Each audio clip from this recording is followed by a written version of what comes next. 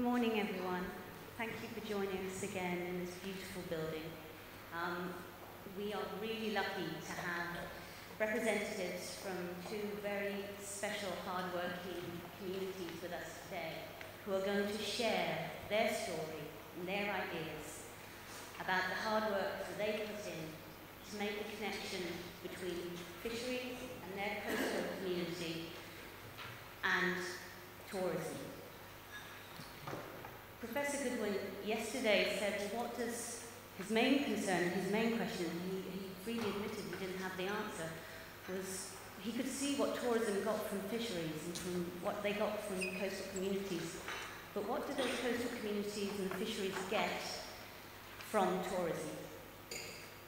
Well, I think some of the answers that you'll hear in today's session will give you food for thought, no pun intended, and that will, I think, help us to continue the dialogue, because the knowledge exchange between these two communities has been really quite wonderful. Travelling down to Sidmouth, coming back up to Hastings, and the messages that you're going to hear from the community members here today, I think will help trigger some quite important questions and help us move some way to answer the question that Professor Goodwin placed down for us yesterday afternoon.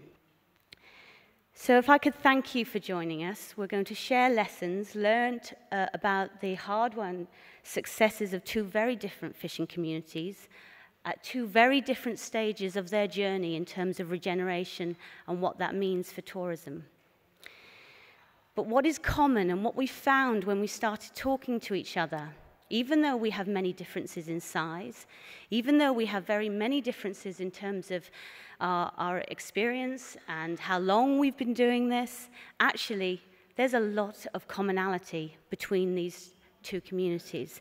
And that commonality is about the fleet identity, it's about the coastal community identity, and it's forming that catalyst in order to enable regeneration that's meaningful, that's centered around the community, and that is owned by the community. And they were key principles in terms of responsible tourism that, again, Professor Goodwin introduced to us yesterday, and he said 9 times out of 10, that actually really just doesn't happen. It isn't about the community, and actually it's done to them. Well, actually, these two stories will tell you something a little bit about how that can be done very differently. So as I explained, if we could just move on. Next slide. Yeah, that's working, it's fine.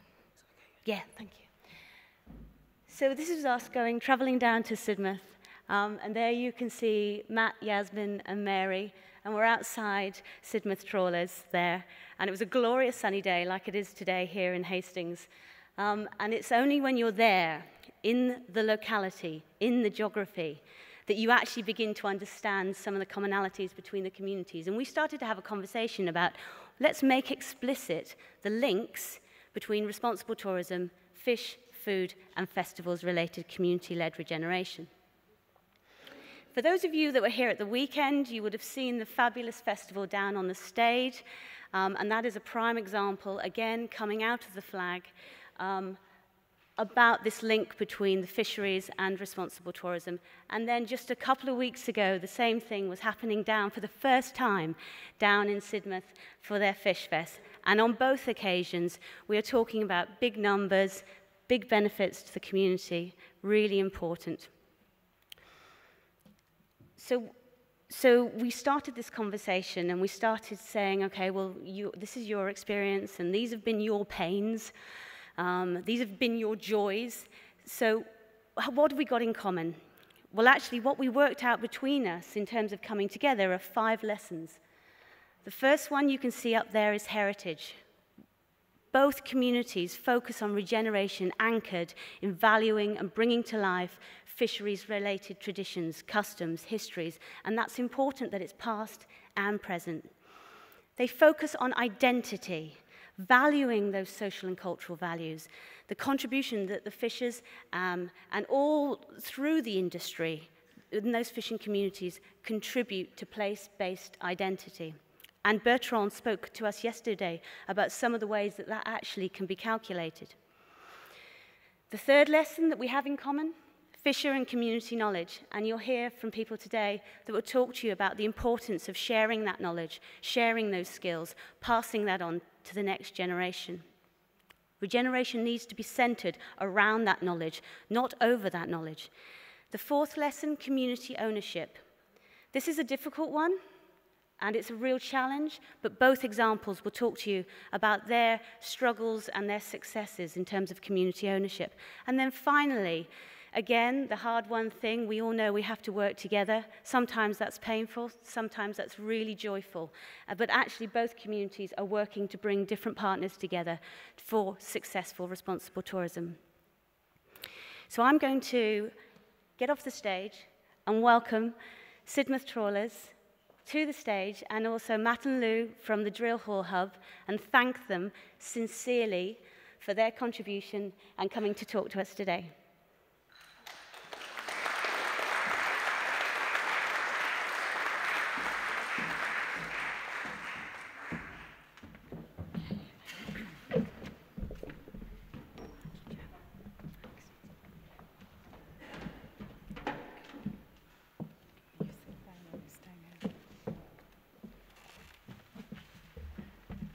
Morning, everybody.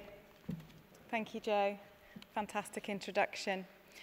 So I'll introduce to you Sidmouth Trawlers. This is the story of a fisher family at the heart of coastal regeneration. So first of all, just in terms of locating where we are, for those of you who don't know, the town of Sidmouth is on the south coast of England, in East Devon, just on the border of Devon and Dorset. It's a small town, very small, of about 14,000 inhabitants, so we're really very small. So, Sidmouth Trawlers, located in the original fisherman's yard by the Ham at the eastern end of the town esplanade, known as Port Royal in Sidmouth. Sidmouth Trawlers is a fishmonger well known in the area for the excellent quality of its locally caught fish and shellfish. Established in the 1960s by Stan Bagwell, the last local fisherman to operate commercially from the Sidmouth coast, and his wife Mary, this family-run business takes great pride in the various national craftsmanship awards it's won over the years. Filleting and preparation, as well as friendly advice and recommendations for cooking, are all part of the warm service. Since Stan's retirement, Mary now continues to run the business with her daughter Kay and Kay's son Ryan.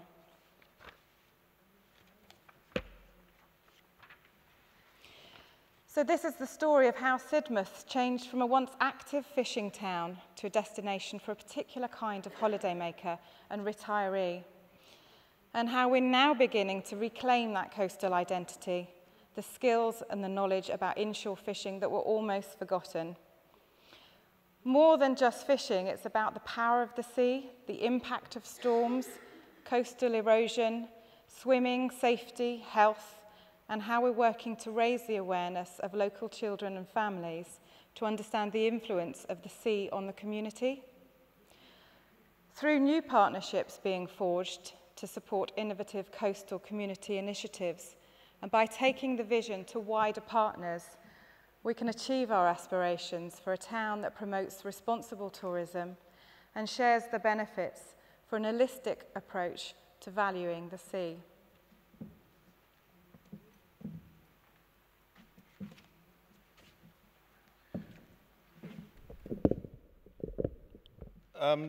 To put Sidmouth Trawlers and fishing in Sidmouth into perspective, it's important to look at the heritage of fishing and fishing community in Sidmouth. Going back to early records, a document dated 3rd of June 1322 writes that there was a port at the mouth of the River Sid. The River Sid runs to the east of the town of Sidmouth.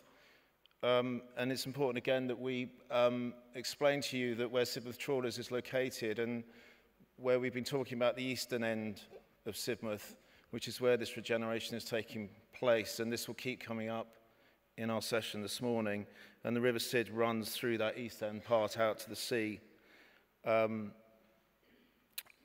the document records that there was a small natural harbour there at the end of the River Sid, deep enough for fishing boats in 1322 to dock and unload their natural harbour, to unload their catch.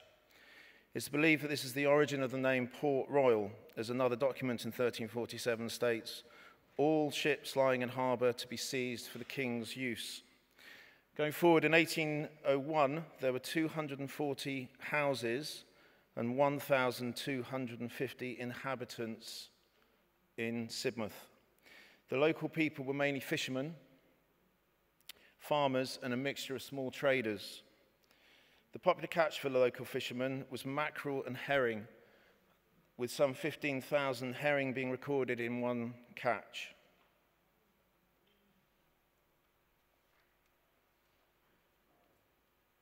In 1900, some 23 drifters still worked from stations along the beach from the west end of Sidmouth seafront beyond Bedford Square along to Port Royal at the east end. Fishermen each had a recognised place on the beach where they launched and kept their boats and gear, and that ran right along in stations along the beach. And each fisher family was recognised by their place on the beach. Some of them had capstans, which you will know of if you're in Hastings, but the capstans are the winches that will haul the boats on from the sea. It's a beach landing fleet onto the beach. Along the coast immediately to the east of Sidmouth is the village of Beer. Much has been written about the fishermen at Beer, a formidable lot that fished the East Devon Sea from Beer Head west across Sidmouth to Ladram Bay. The first fishermen to trawl from Brixham, which is well known with the Brixham Trawlers, were indeed men of Beer who went down and sailed and fished from there in their open boats. By 1907, only 7 boats remained in service on the beach at Sidmouth. Stan Bagwell founded Sidmouth Trawlers in 1964 to sell the catch and to open new opportunities for income within a fast-changing social and economic climate. Stan and Graham, Stan's brother, Bagwell, were the last fishermen to fish commercially at Sidmouth. Both had retired from fishing by the start of the new millennium. And just to conclude on the heritage, because the Jewel Hall building, which is located in front of Sidmouth Trawlers at the east end of Port Royal, will come up through our talk. The building was built in 1895 on land donated by local landowner Mr. George G. Radford. From 1895, the Jewel Hall was a centre for the Devonshire Volunteer Regiment. Young men from the district came to train up to the outbreak of World War I. The building remained active throughout both World Wars, and in 1944 it housed wounded soldiers returning from Dunkirk. After the war, the building was put to general community use as a cinema, a dance hall, and later on as the home of Sidmouth Folk Festival. It closed in 1994 and has remained boarded up ever since.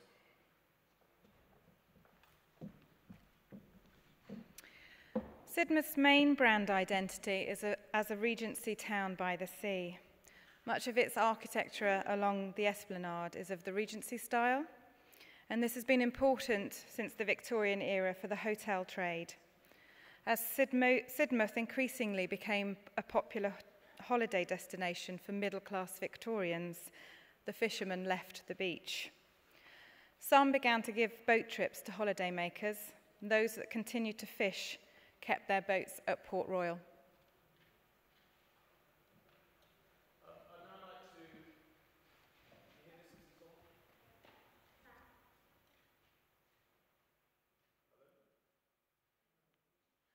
There we go, we're on. That's better. I'd now like to introduce Mary, Mark, and Kay Bagwell. Mary, if I can pass the microphone to you, and you can just introduce yourself quickly, and then pass it down, and then we'll ask you some questions.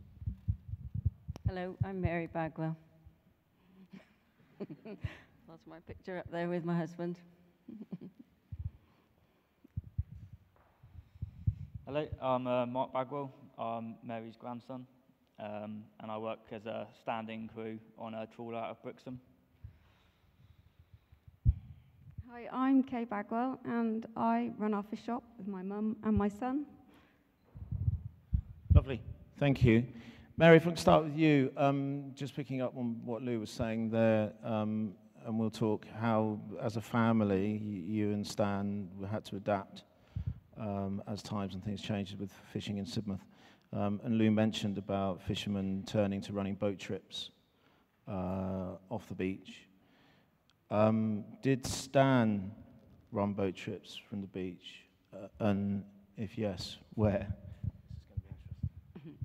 Yes, Stan started running boat trips off the western end of the beach because there were 3 boats running from the eastern side of the seafront. The main part of the fishing tripping was carried out from the middle part of the town where it was the busiest. So Stan had to start on the western end, which was the quieter end, because he was the younger man and sort of feeling his way through with a bit of opposition from the older fishermen.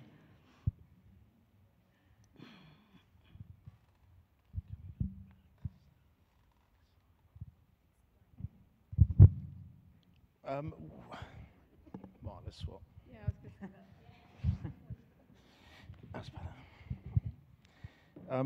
Where and when did Stan actually start to fish? He started fishing.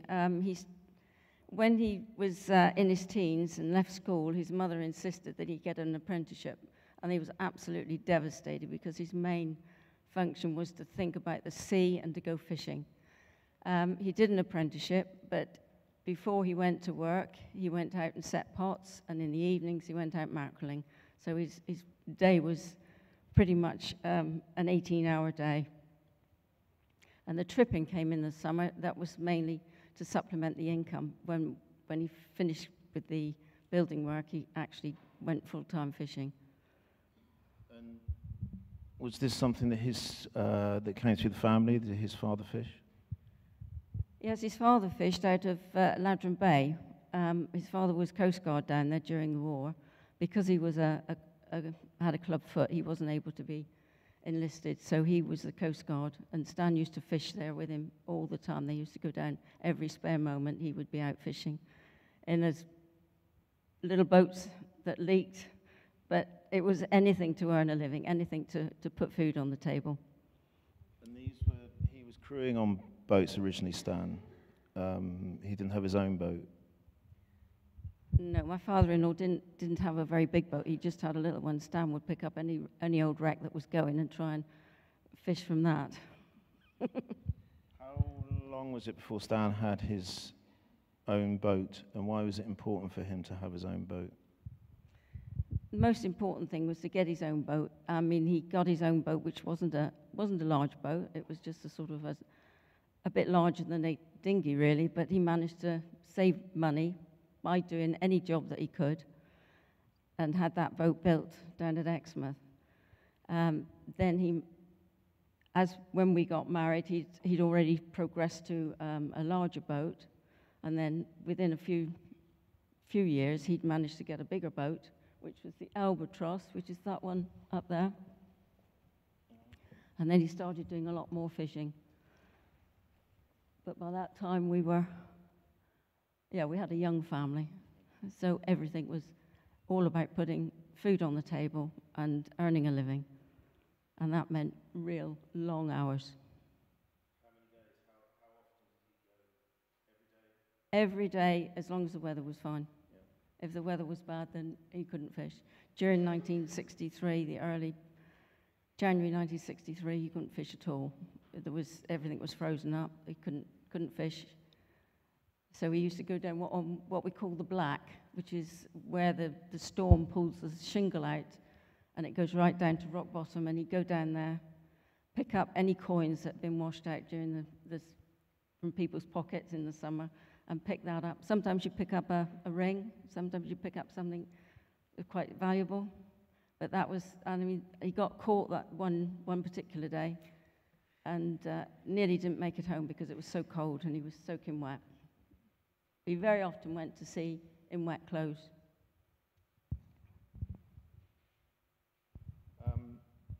When did you and Stan start selling fish from Sidmouth. And the boats were launched from the beach.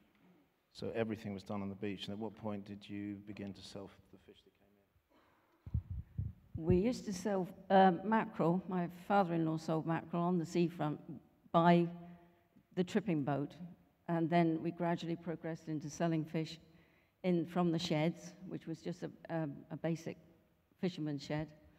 And then as Stan started selling mackerel around the local area, he bought a van and managed to sell fish around the local area.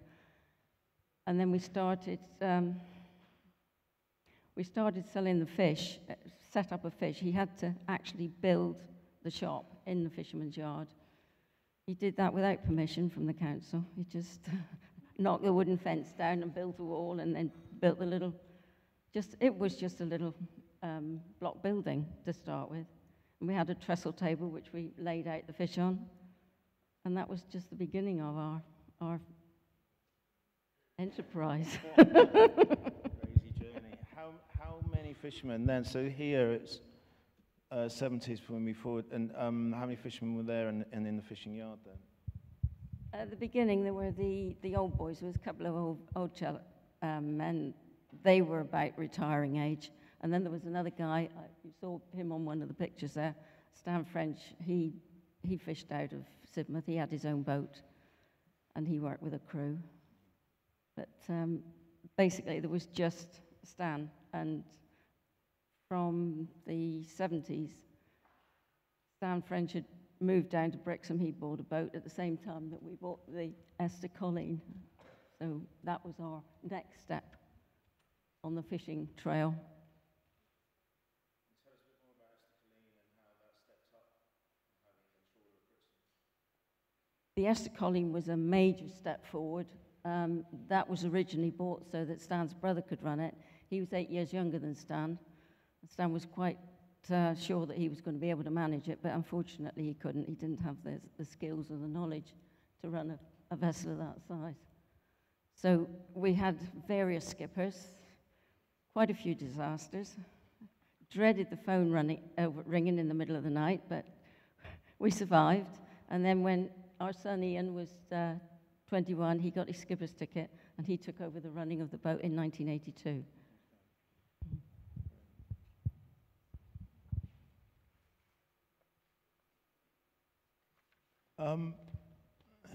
You showed us this recently. This is a cutting from Devon Life, which is a local magazine. And it was an article written in 1980s.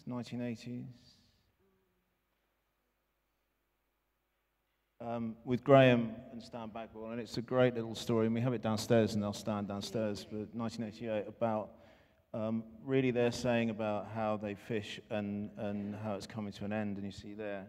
What I wanted to talk about really, Mary, was what we've talked about a lot, which is the social aspect of the fishermen in Sidmouth, and which obviously is a big subject for you and for Stan, and how you felt that you as fishermen and fisher families were viewed socially by Sidmouthians, by other people in Sidmouth.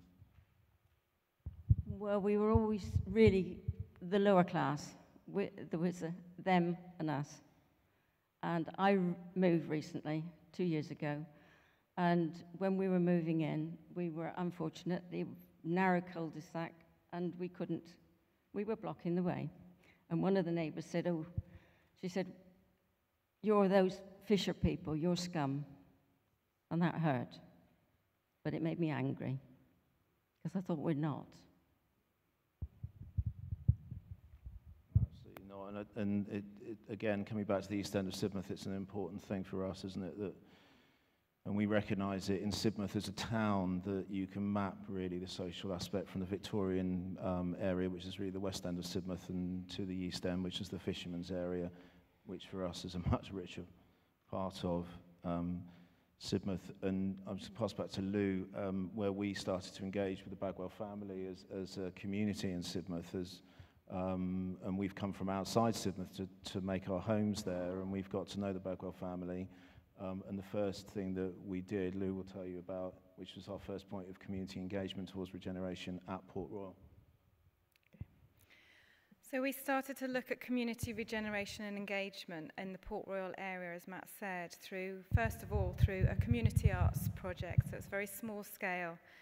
And we were working with the children in the community. We brought together a local community artist and the Bagwells to design and regenerate the wall just at the back of Sidmouth Trawlers, which faces a community space, an area called the Ham, which also links the play area with the seafront, so it's a real kind of community hub.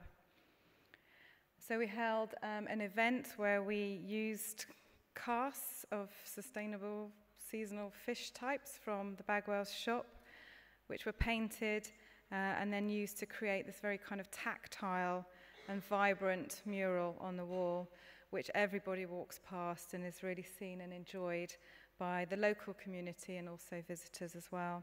So this was really the start of our journey to involve the local community and raise awareness about the importance of Sidmouth's coastal location to everybody.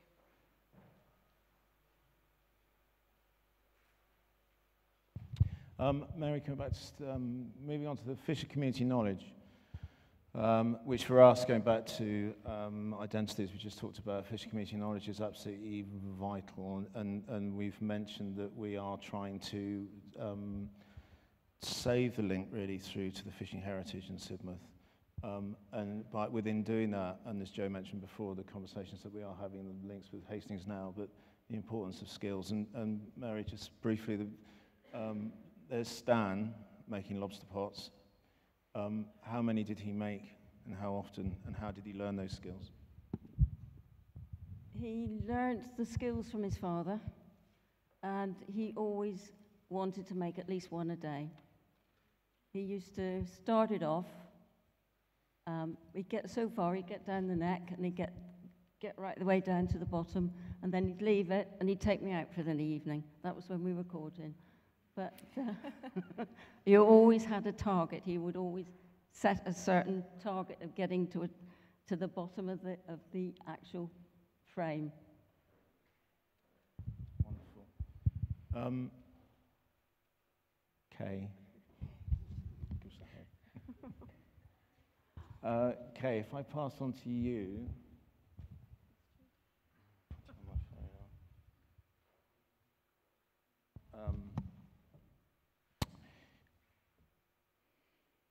Carrying on with community knowledge, and we've spoken before how you now run the shop with Mary now that Stan's retired.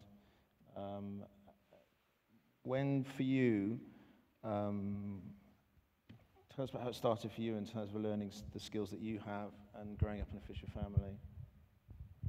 Well, I've been down there since I was a baby. Dad built the shop when I was born, more or less. And I've just gradually learnt the skills as I've gone on. Dad tried to teach me how to fillet, but he had no patience, so Mum taught me, because Dad expected you to do everything first time. If you couldn't do it first time, don't bother. And I learned a lot of skills from Dad with people, but Dad had a serious head injury, and he lost his patience, so with people. And Mum really taught me, and I just gradually gone on and got on with it.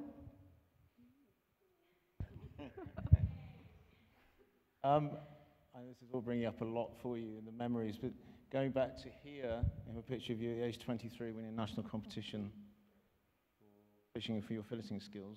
Do you remember that time, and what drove you to do that and to enter that competition? Yes, I do remember it. I did it for Mum and Dad because they'd never had the opportunity to do it, and I wanted to see if I was as good as the rest of the country. I am as good as the rest of the country, so I proved my point.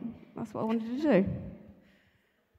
Yeah, and as we'll mention a bit later, I mean, we ran our Seafest event in April, and I think we did 50 kilos between 12 o'clock and 3 o'clock on the day of John Dory and Gurnard.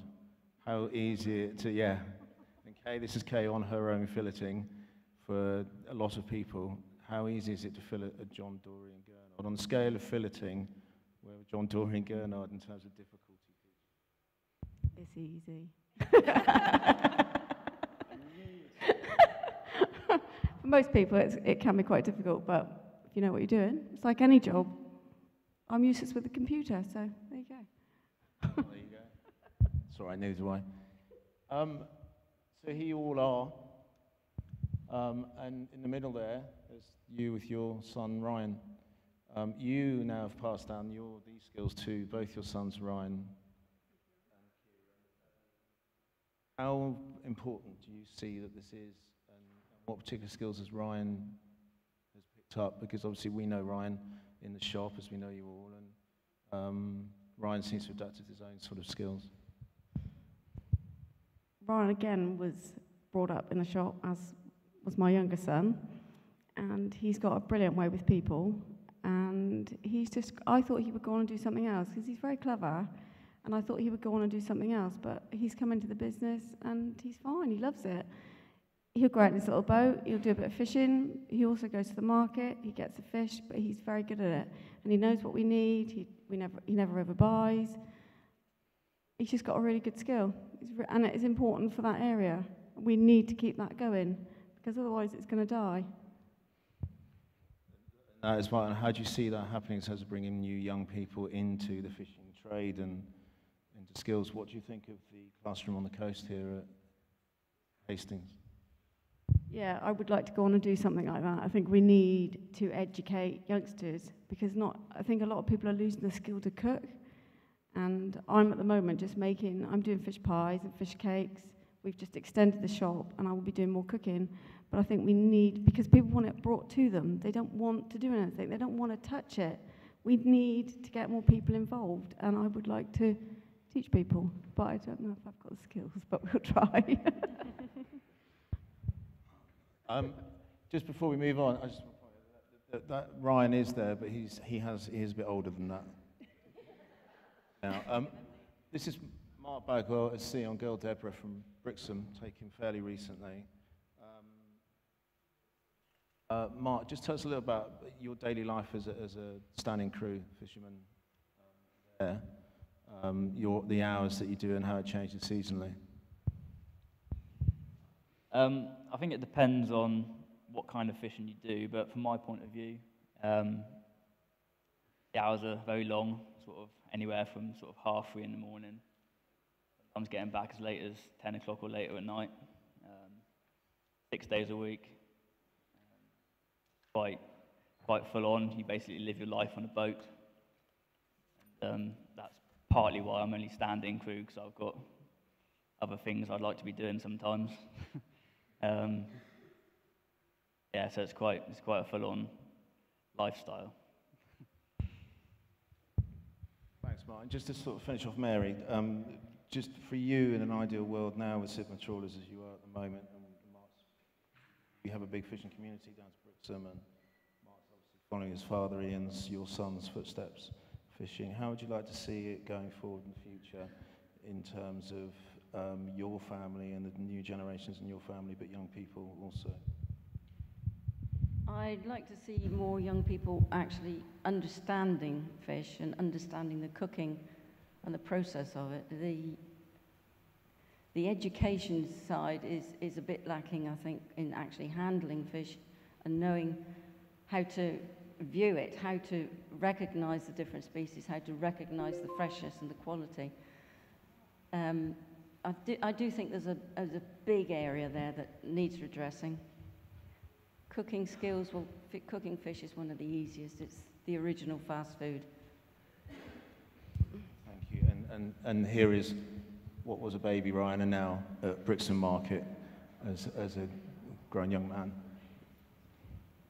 Hand back to Louise. Just to finish on that, I think just have a minute to read that, which is 2 quotes from Stan Bagwell, and this is now Stan today, who's back home in Sidmouth. And I think those 2 quotes from Stan are very poignant and in a way sum up what Mary, Kay and Mark have been saying. I'll just read them for the benefit of the translators. So Stan's quotes, "It's a real love and hate with the sea. It's one of the few ways of life where you should never see yourself as having the upper hand over nature. You won't last long if you do. There will always be a place for this way of fishing as long as there are people to work the small boats. It's hard physical work, too hard for the new generation. Stan Bagwell. So, in terms of community ownership, we wanted from the outset to ensure that as many sections of the community were provided with an opportunity to come together for the shared and sustained benefit of Sidmouth as a coastal location and take pride in and value its relationship with the sea. To bring together schools, commerce, the fishing community and coastal activities, to join up the interests of a multi-generational community and to provide information, education and awareness of how the coastal assets and heritage are central to its future as a tourist destination, and to be sure that people are inspired to harness these benefits, to have a lasting positive effect and impact on the community. So to this end, the first Sidmouth Sea Fest was held, as was said earlier, on Easter Monday this year, the 21st of April, on the Ham at Port Royal. Over 1,000 people attended on the day. We were very pleased to help us to celebrate the coastal town of Sidmouth and eat freshly prepared and cooked inshore fish in the fish kitchen, print flags, and paint fish casts in the Creativity on the Coast tent, and to learn and to talk about the town's coastal heritage. So the event stimulated strong interest and started debate on how to ensure the passing on of knowledge and history to sustain both the environment and the economic prosperity of the town. The event was really strongly supported by the local press, Sidmouth Town Council, and the Sidvale Association, and right across the community. An Easter fish hunt, for example, was organised with the Chamber of Commerce, which engaged over 30 traders in Sidmouth in the event. So running Seafest really allowed us to gain a much greater degree of influence in the decision-making on the future of the town and the area by Sidmouth Trawlers at Port Royal. Mary, could you just tell us what the impact of Seafest was on you? It has had quite a bit of an influence. People have been much more prepared to come and talk to us about different fish, different varieties. They're much happier to learn, to take the knowledge on board. We do try and give them as much information as we can. We've recently started a visitor's book to find out where our customers come from, and that has been quite an eye-opener. People from all over the world. Thank you.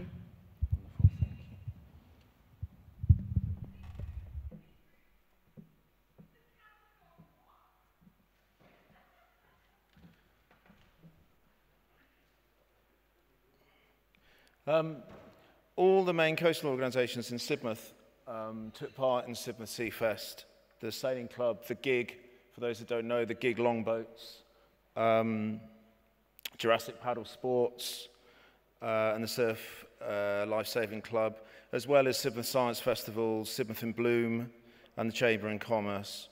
And all these organisations gained a lot of new members during the event. Looking at connectivity, by connecting and working together, we are collectively now influencing a much more varied, dynamic and vibrant civil society in Sidmouth. By having a stronger collective voice, we are creating a more robust position from which the community can influence policymakers and planning and policy decisions. Going back to the drill hall that we showed you earlier, at a meeting of East Devon District Council, our local district authority, in November 2011, a motion to demolish the drill hall was approved by the planning committee. We rapidly set up a campaign group to save the building, and after a very short but very strong campaign, we were successful, and in March 2012, the demolition plans were withdrawn. We then formulated that group as Sidmouth Drill Hall Hub as a community interest company.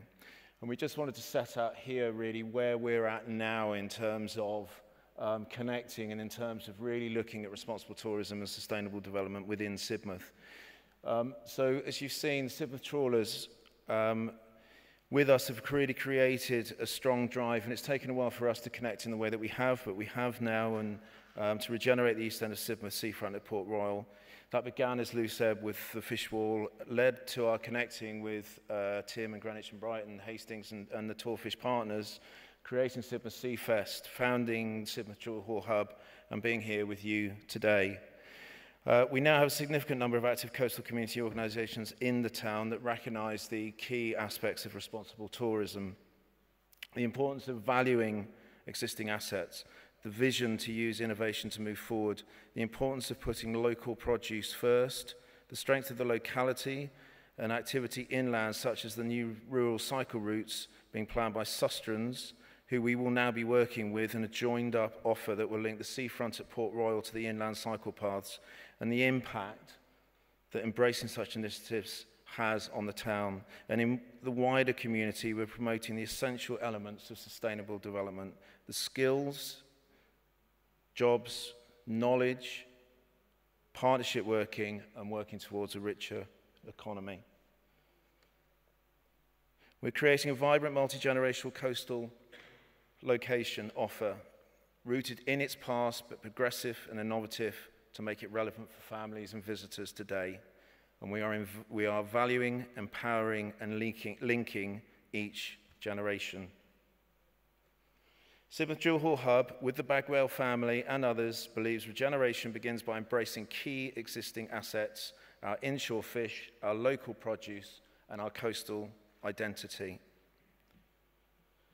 Our vision, to conclude, is to regenerate the east end of Sidmouth seafront, where Sidmouth trawlers have been trading locally caught, fresh, inshore fish successfully for nearly 50 years, through a renovated drill hall that will provide a coastal community centre as a hub for a range of activity that will value coastal history and culture, create new opportunities, sustain the coastal environment, and revitalise Sidmouth's offer for current and future generations. Thank you.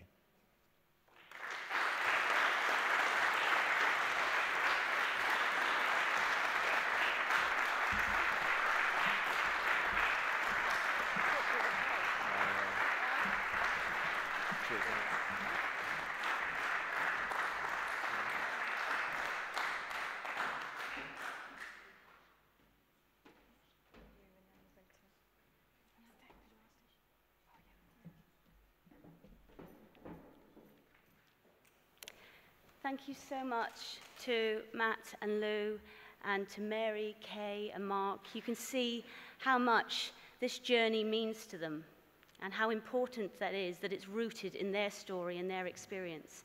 And I don't think we should ever forget that, take that lightly, in all the stresses of the day-to-day life and the policies that are sort of imposed around regeneration.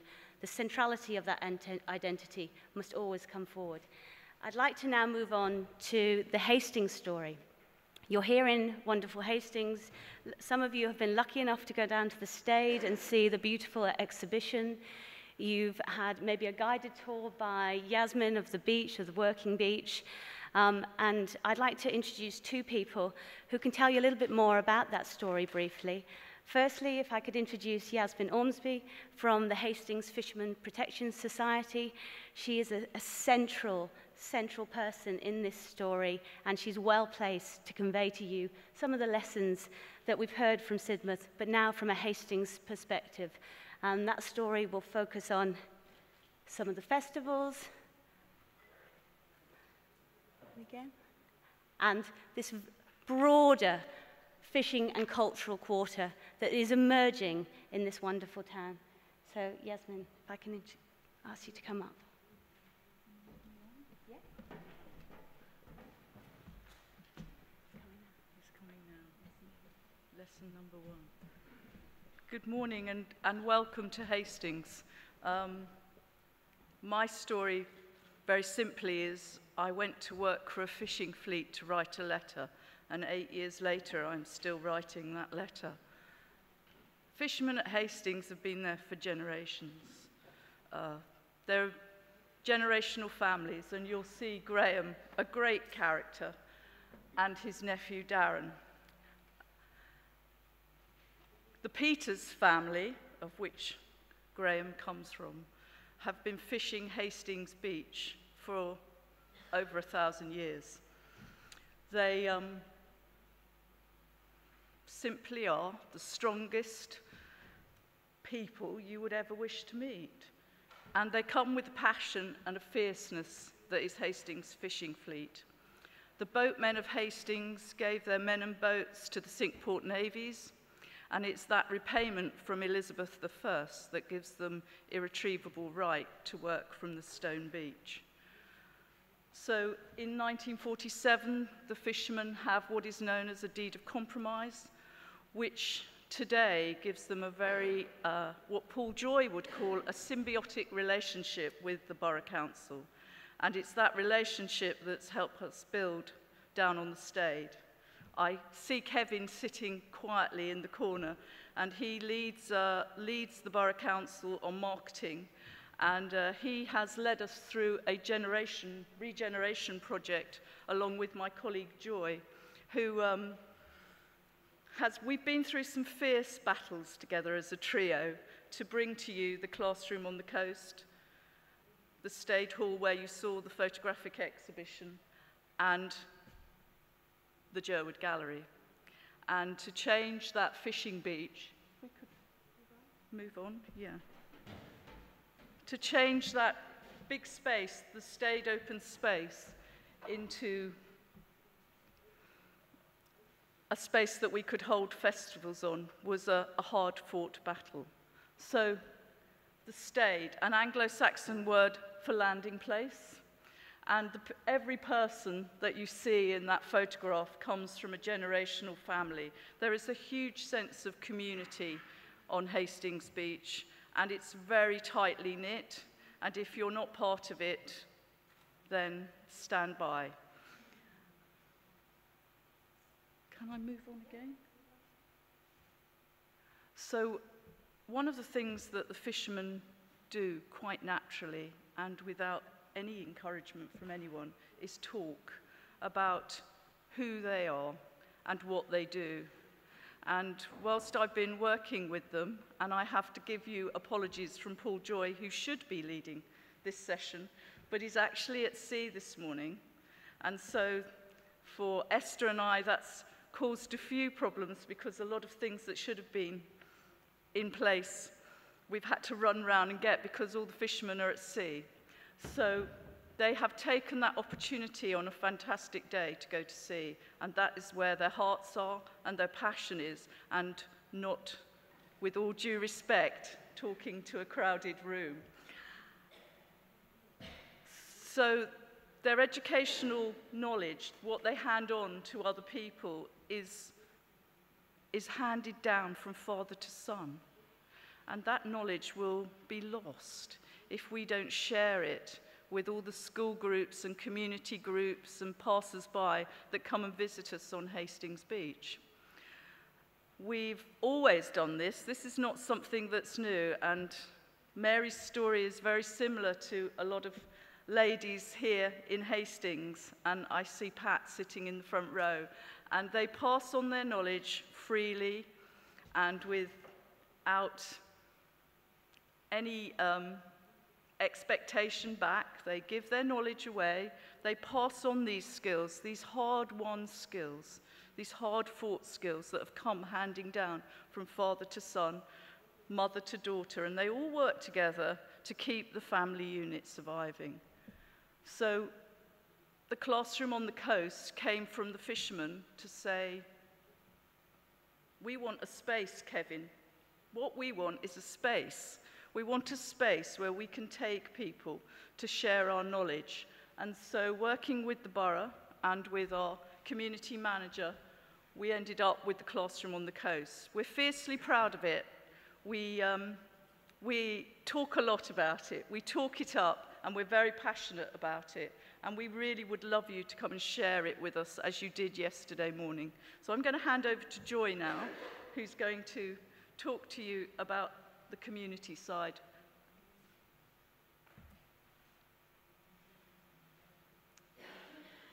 Of our ownership.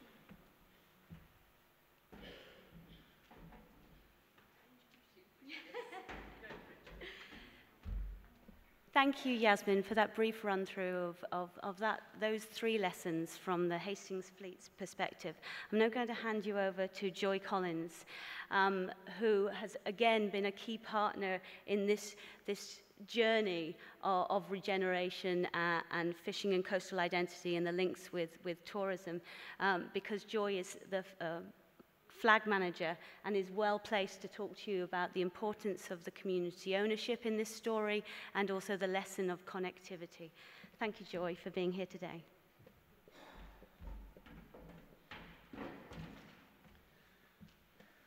Thank you, Jo. Thank you, Yasmin. I work for the Borough Council. I started work as a neighbourhood coordinator, became a neighbourhood manager, and my patch, if you like, was East Hastings. And I'm just fascinated that we've talked about the East End of Sidmouth, and it's all about East Hastings. And in my early days, I'd concentrated on the disadvantaged communities to the north of East Hastings in the Ore Valley and Downs Farm. And then when I became manager of the whole of East Hastings, I suddenly realised I had the Stade and the Fisherman on my patch. That was quite scary, I have to say. Fortunately, I had friends as well, so my first encounters with the fishing community were over kind of ordinary neighbourhood issues that, you know, day-to-day issues about waste clearance, sending the neighbourhood policeman down because there'd been trouble on the beach in terms of vandalism, all sorts of things like that. But what emerged after some work, and Yasmin's mentioned Kevin, we were looking at some work around protecting the fishing beach from illegal parking and trying to sort that out. And that brought me up close with the Marine Management Organisation in terms of understanding how to apply for money. I've never been the same since, really. It's hard. European fisheries funding is a wonderful thing, but it is hard.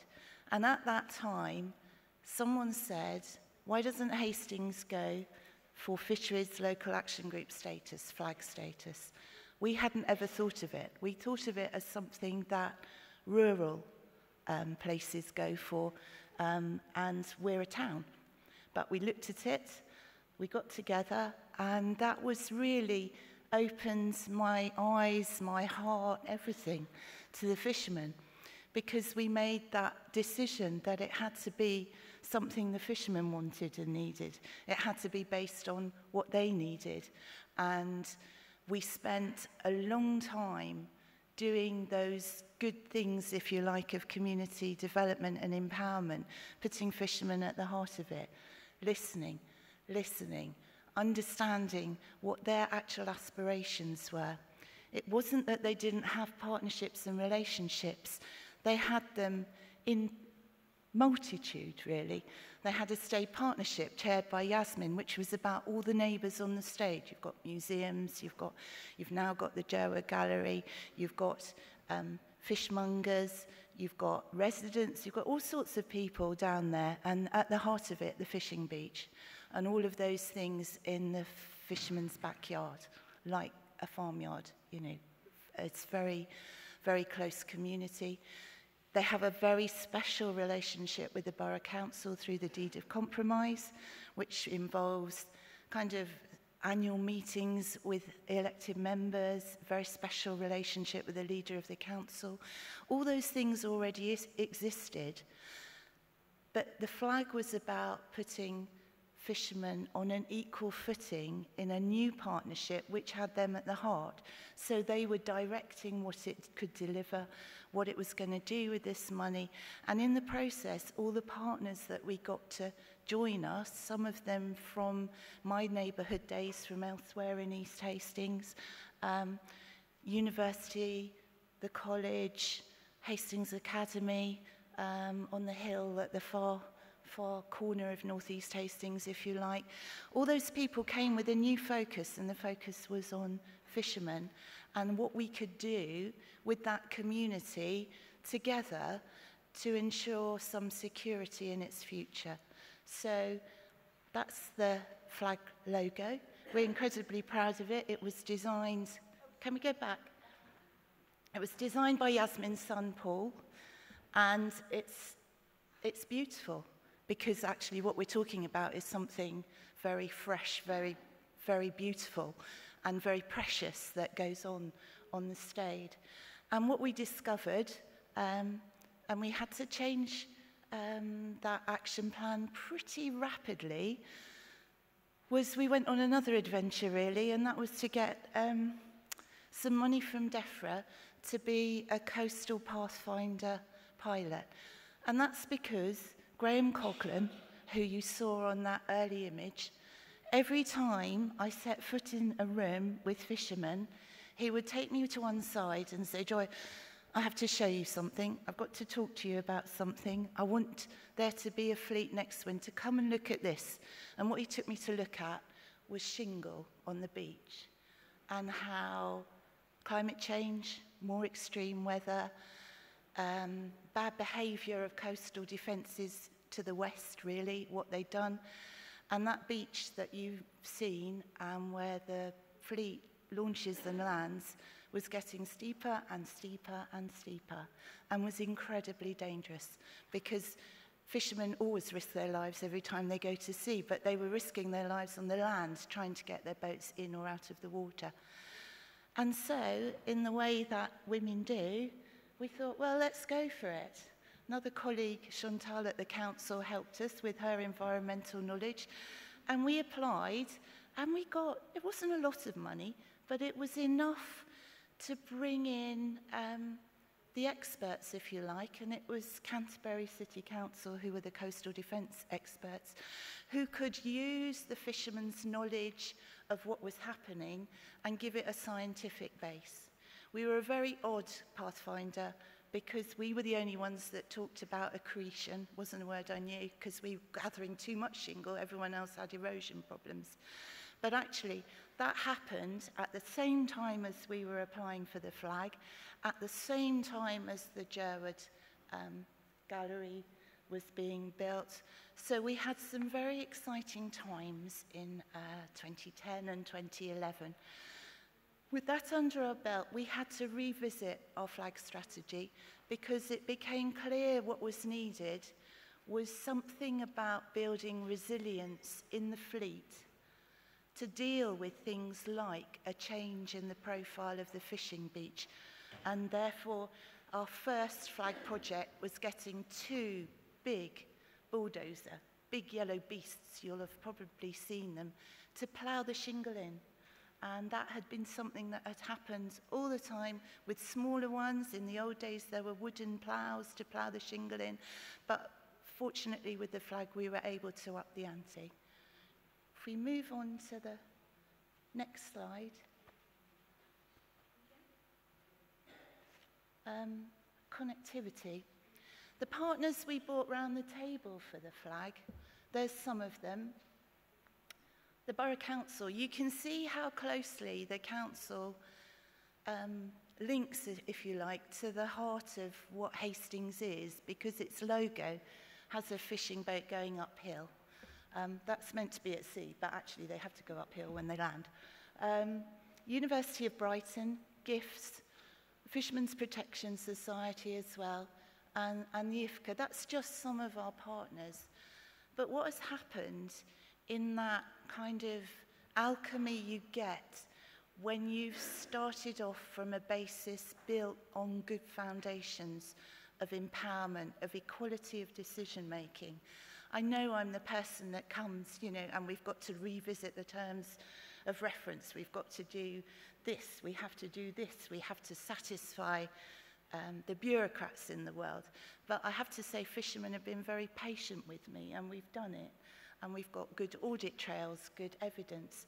And one of the partnerships that has really flourished has been with the university.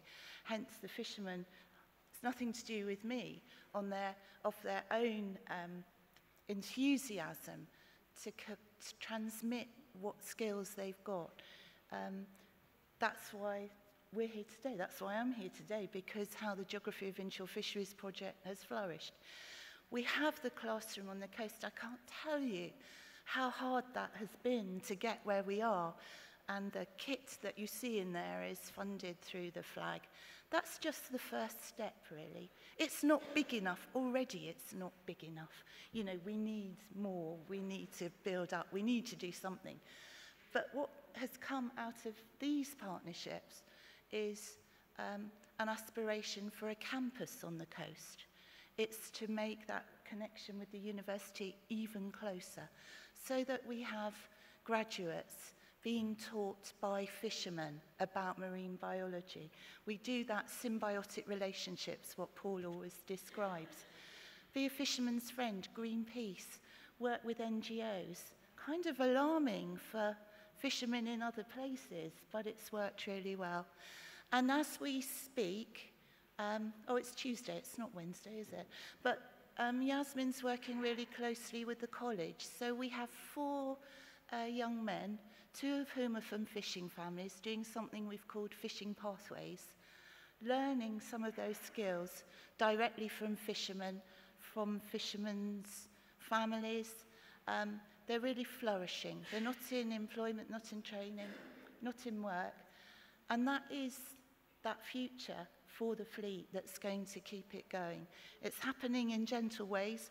The fleet were very honourable, actually. They said, we can't do apprenticeships yet because we haven't got a secure enough income to expose young people to a risk of failure, if you like. So we're doing it gently, but we're hoping that we can build up to that happening with support, maybe from Flag 2, maybe in different ways. Because what matters about the Stade, yes, it's beautiful. Yes, people love taking photographs. You'll have seen wonderful photographs. But without the fishermen, it's nothing. And that's what we're about, making sure that that knowledge, those skills, carries on for future generations, both within that community and for the rest of us who just humbly respect what they do. Thank you.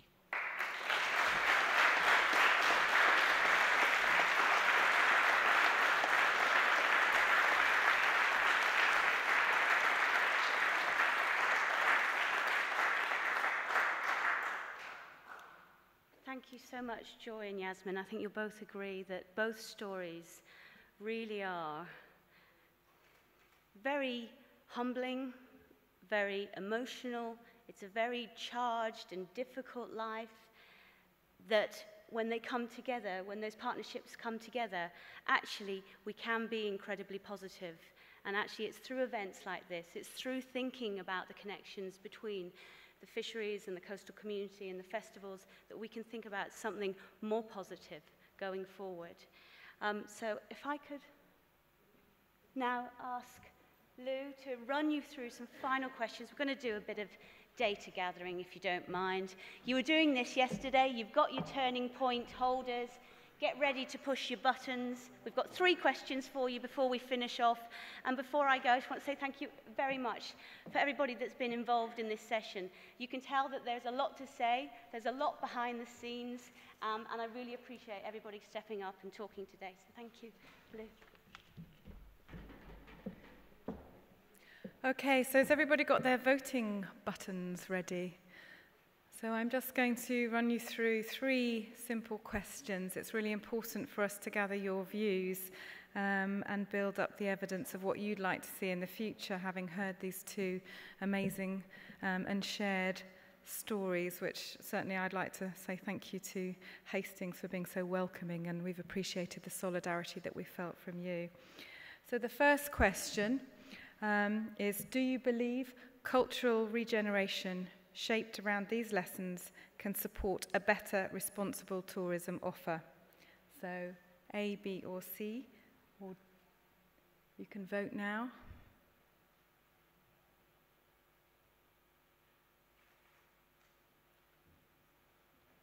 Okay, polling's still open. Okay, we're there, thank you. I think that's a pretty strong show of support, so we're very pleased and relieved at that. Thank you very much. Okay, the next question. So which of the 5 lessons do you believe to be the most important for the future of responsible tourism? So this is about establishing priorities, which will be interesting. So A for heritage, B for identity, C for fisher or community knowledge, D for community ownership, and E for connectivity. And you can vote now. Okay, so some variation coming out.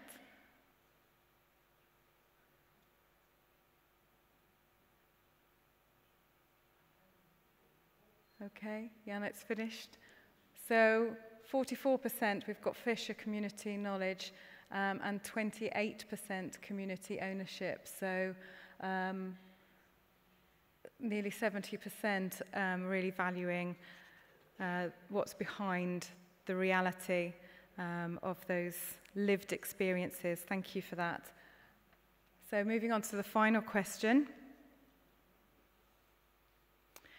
Would you like to see a digital archive of fisher heritage in the coastal communities of the TourFish partner areas? So a very specific question for you, A, B or C, and you can vote now.